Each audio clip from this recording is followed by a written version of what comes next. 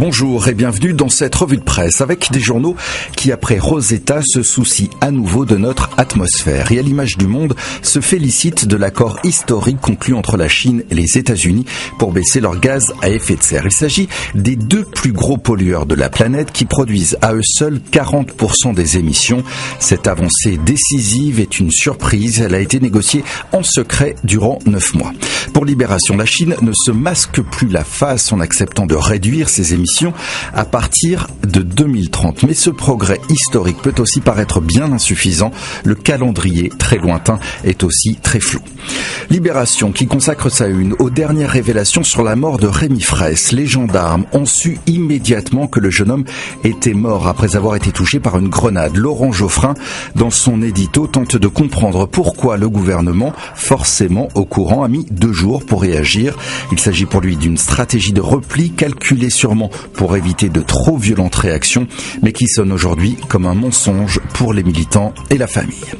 Le Figaro a choisi de son côté de se féliciter de la décision de la Cour de justice de l'Union européenne qui autorise les pays à ne pas verser certaines prestations sociales aux étrangers qui ne travaillent pas dans les pays en question. L'Europe va dans le bon sens, selon Paul-Henri Dulimbert, qui souligne que ce signe de fermeté est aussi une réponse à une colère contre ce que certains appellent un tourisme social, pourvoyeur de voix populistes en Europe.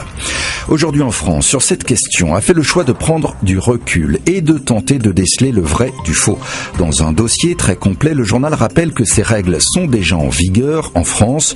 Le quotidien met en garde contre la stigmatisation des Roms et donne la parole à un économiste qui rappelle que le nombre d'étrangers bénéficiaires d'aide sociale n'augmente pas en France et aurait même tendance à baisser par rapport à 1990. Du côté de la presse économique, les Échos s'inquiètent d'une alliance aéronautique entre la Chine et la Russie qui pourrait concurrencer Airbus sur le marché des avions long courrier et notamment de son dernier né, l'A350.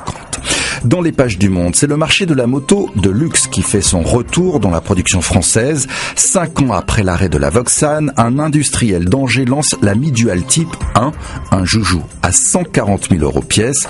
À ce prix-là, forcément, pas de concurrence, mais aussi peu de clients, a priori. Notre image et notre son du jour avec les adieux de Pink Floyd qui viennent de sortir un dernier album au vrai sens du terme. Le Parisien aujourd'hui en France était à la soirée psychédélique de présentation à Londres, sans Roger Waters, toujours fâché, mais en compagnie du guitariste David Gilmour et du batteur Nick Mason, les 2 survivants de ce groupe mythique. C'est ainsi que l'on se quitte. À demain.